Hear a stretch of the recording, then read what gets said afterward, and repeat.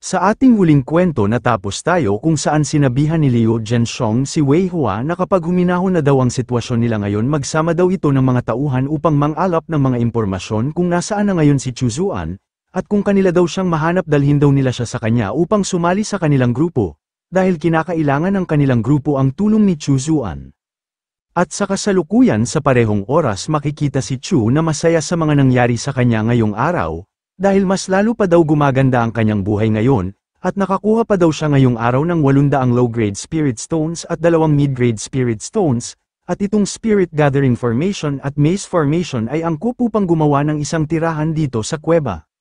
At ang mas nakakagulat dahil nakakuha din siya sa pagmamay-ari ng kanyang nakalaban kanina ng isang 10,000 soul banner, ito ay ang kilalang kayamanan ng isang evil sect, at masyado itong masama sa karma ng isang tao.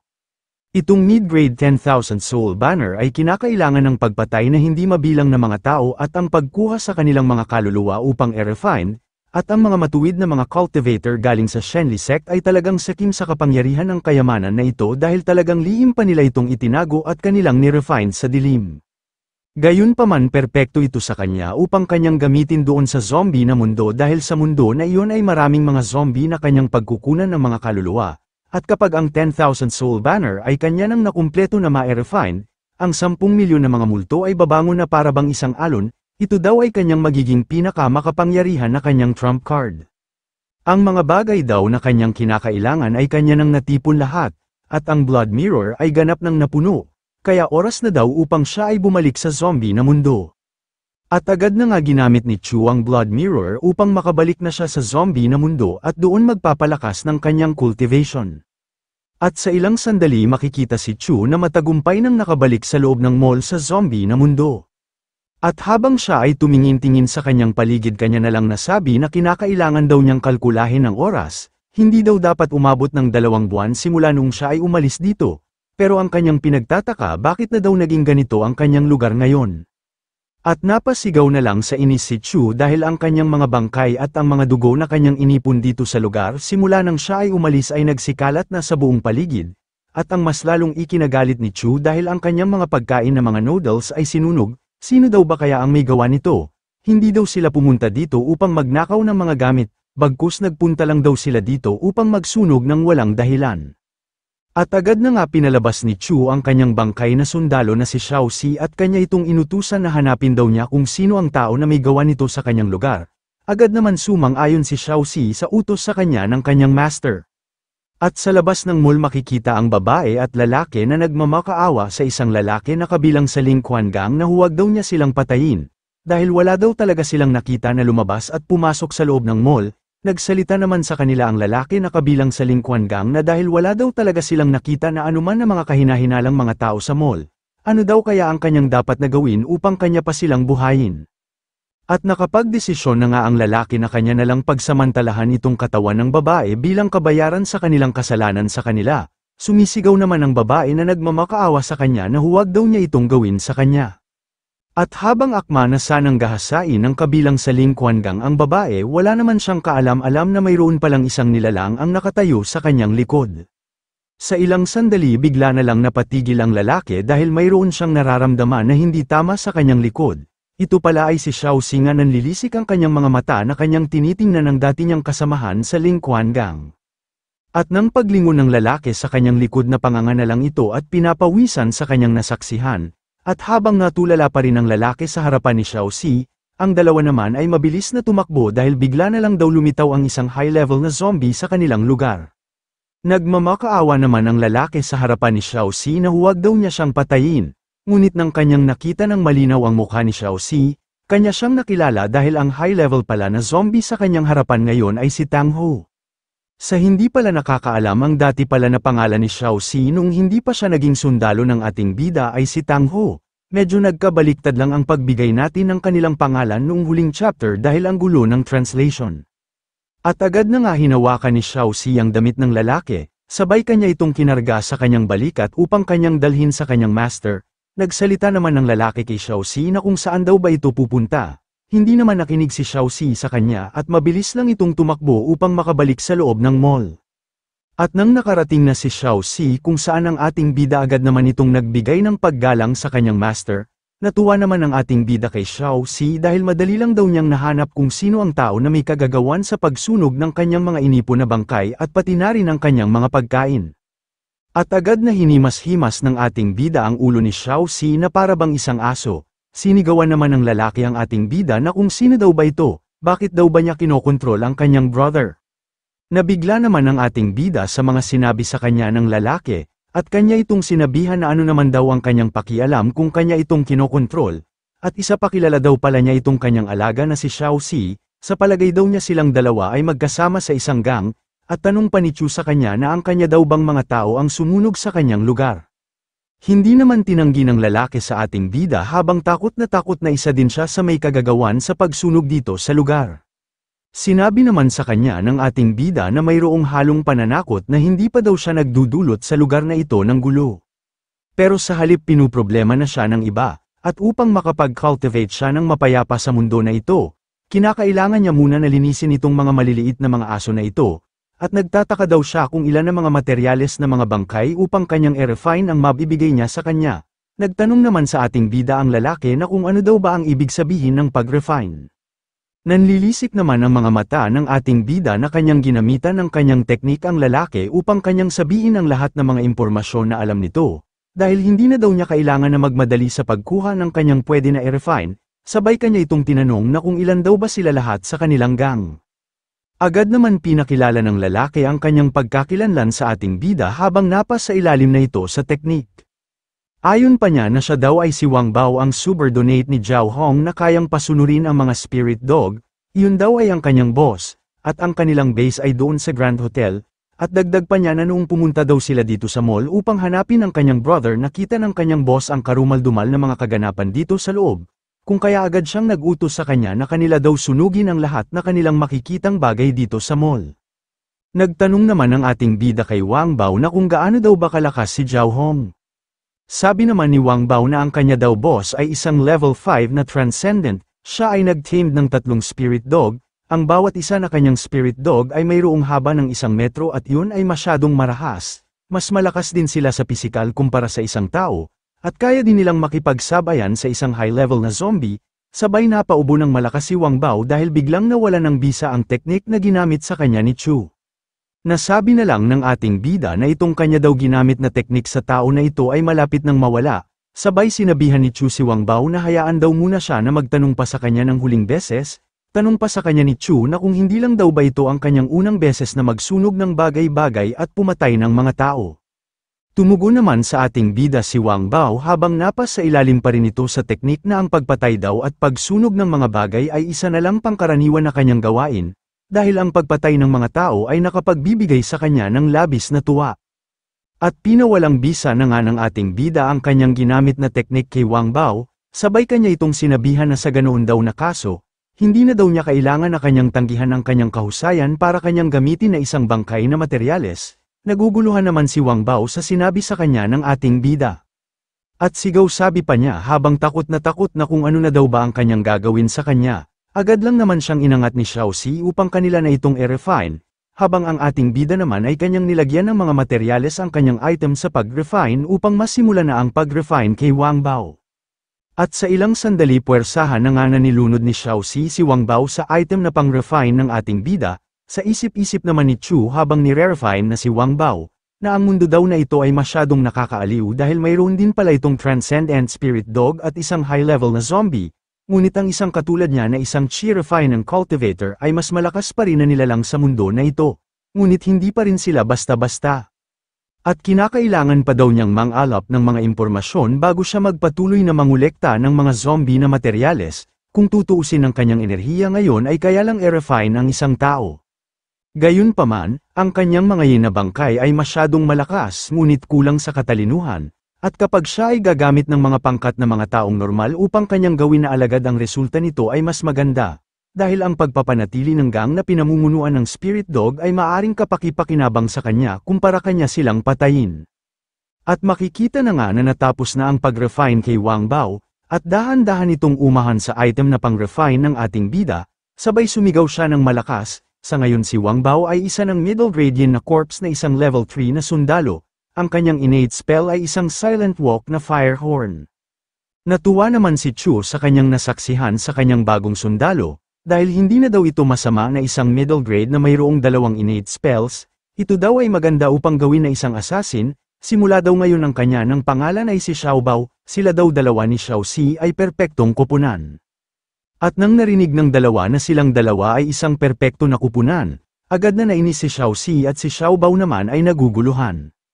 Sabay silang dalawa ay lumapit sa ating bida na parabang isang aso at pusa, napahawak na lang sa kanyang ulo si Chu, dahil ang dalawa daw na ito ay nakikipagkumpitensya sa isa't isa.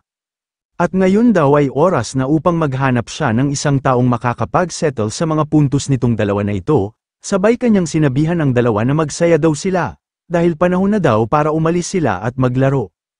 At makikita na nga ang dalawang sundalo ng ating bida na tuwang-tuwa at kanilang pinupuri ang kanilang dakilang master dahil aalis sila upang maglaro. At dako naman tayo sa Grand Hotel entrance, makikita ang tatlo na kabilang sa Ling Quan Gang na masaya habang naglalaro ng mahjong.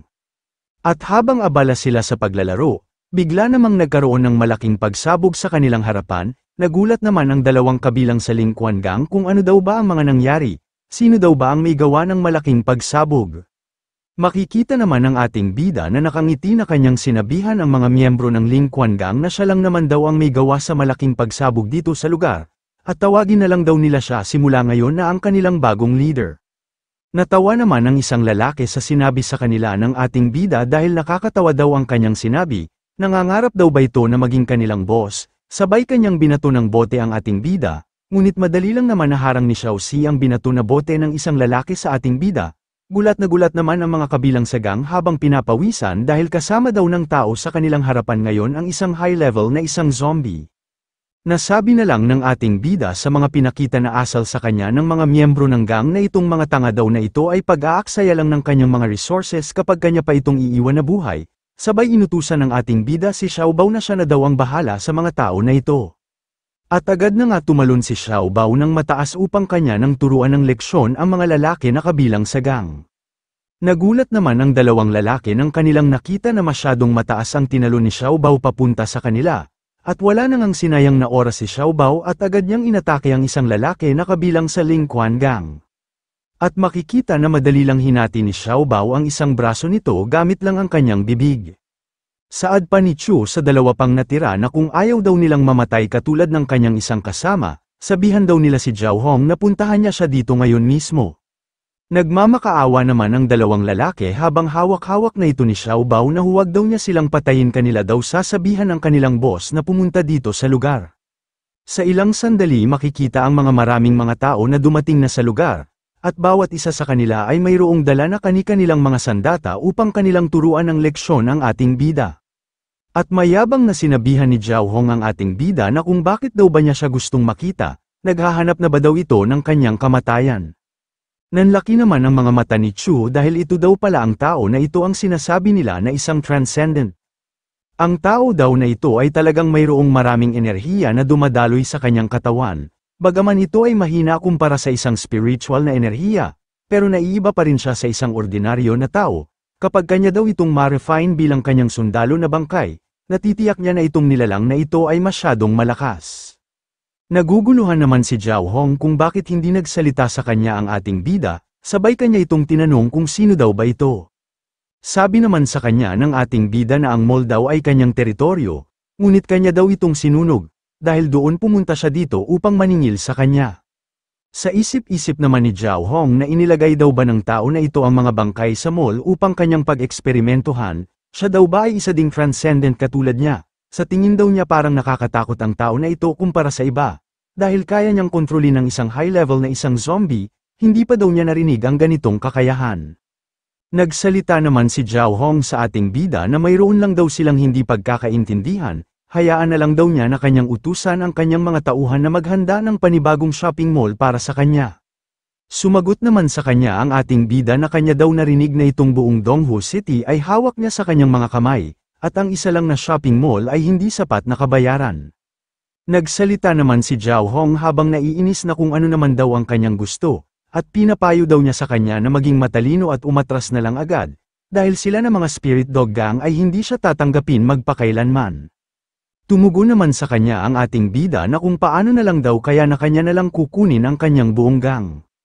Mas lalo naman na inis si Zhao Hong sa mga sinabi ng ating bida sa kanya, dahil hindi daw ito tumatanggap ng isa lang na salita, at agad na nga inutusan ni Zhao Hong ang kanyang 3 alaga na kainin daw nila ng buhay ang mapangahas na tao sa kanilang harapan ngayon. Hindi naman nabahala ang ating bida sa ginawang aksyon sa kanya ni Zhao Hong bagkus kanya lang itong tinawanan, at makikita sa paligid ng ating bida na kanyang binalutan ng gintong barrier na tinatawag na Golden Light Incantation, habang papasugod sa kanya ang 3 alaga ni Zhao Hong.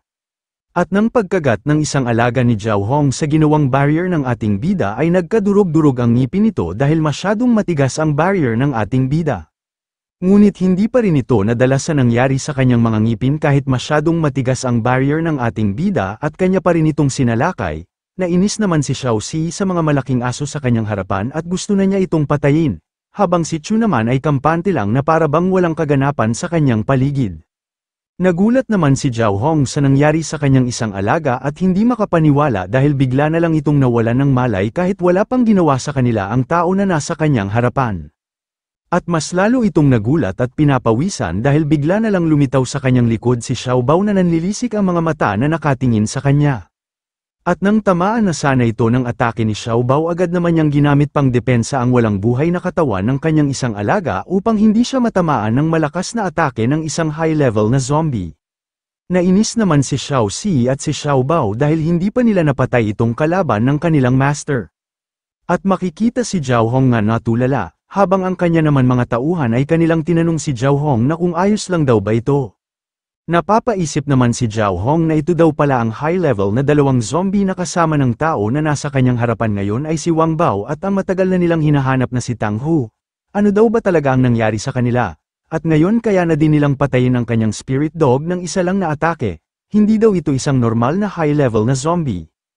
Agad naman inutusan ni Zhao Hong ang kanyang 2 alaga na protektahan daw nila siya. Sabi naman sa kanya ng ating bida na ginagamit daw ba niya ang kanyang mga alagang aso upang ipangdepensa sa mga umaatake sa kanya.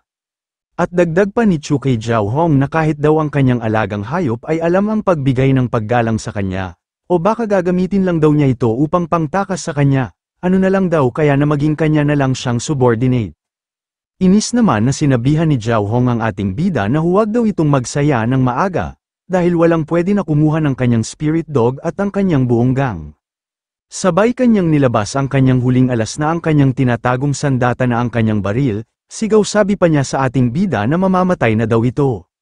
At pinaputok na nga ni Zhao Hong ang kanyang baril ng ilang beses upang patamaan ang ating bida, si Xiao Si naman ay mabilis tumakbo upang kanyang harangan ang mga bala na tatama na sa kanyang master. Habang ang ating bida naman ay hindi man lang nabahala sa mga bala ng baril na tatama na sa kanya at kanya lang itong tinitingnan na malapit ng tatama sa kanya. At ginamit na nga ng ating bida ang kanyang blood steel wire upang harangan ang mga bala na tatama na sa kanya. Nagulat naman si Zhao Hong sa mga abilidad ng ating bida dahil ni isa na mga bala ng kanyang baril ay wala man lang tumama sa kanya bagkus kanya lang itong ipinabalik sa kanila. Sabi pa ng ating bida sa kanya na kung ito na ba daw ang kanyang huling alas upang matalo niya siya. Umaasa pa naman daw sana siya na mayroon pa siyang ibang mga bagay na ipapakita sa kanya. Dahil sa mga nasaksihan ni Zhao Hong na pwede na gawin ng ating bida sa kanila ay kanya na lang nabitawan ang kanyang baril dahil batid niya na wala talaga siyang kalaban laban sa tao nga kanyang nakalaban ngayon. At sabay itong lumuhad sa harapan ng ating bida, dahil ang kanyang spirit wolf gang daw simula ngayon ay pagmamay-ari na ng ating bida, patawarin daw niya siya sana sa kanyang mga nagawa at huwag daw niya siyang patayin. Sabi naman sa kanya ng ating bida na ang kanya daw gang ay malaking tulong sa kanya, kung kaya kukunin na daw niya ito sa kanyang mga kamay simula ngayon, at isa pa kanya daw gagamitin ang kanyang katawan. Natakot naman si Zhao Hong sa sinabi sa kanya ng ating bida dahil ano daw ba ang ibig niyang sabihin na kanyang gagamitin ang kanyang katawan. Namumula naman ang mukha ni Zhao Hong dahil inaakala niya na ang gusto lang daw pala ng ating bida na kanyang tikman ang kanyang katawan, hindi daw niya inaasahan na lalaki pala ang gusto ng ating bida. Nainis naman ang ating bida sa pinagsasabi sa kanya ni Zhao Hong dahil may sayad daw ba ito? Ano daw ba ang nasa kanyang isip? At isa pa ayaw niya sa mga lalaki. At agad na inutusan ng ating bida si Xiao Bao na kanyang talian ang lalaki na ito, at kanya din sinabihan si Xiao Si na itong 2 aso daw ay kanya din iiwan sa kanya. Samantalang makikita naman ang mga kabilang sa gang ay nakaluhod sa harapan ng ating bida at kanila itong tinawag na ang kanilang bagong master. Sabi pa sa kanila ng ating bida na ipaghanda daw nila siya ng isang maayos na silid, upang makapagpahinga na siya ng maayos.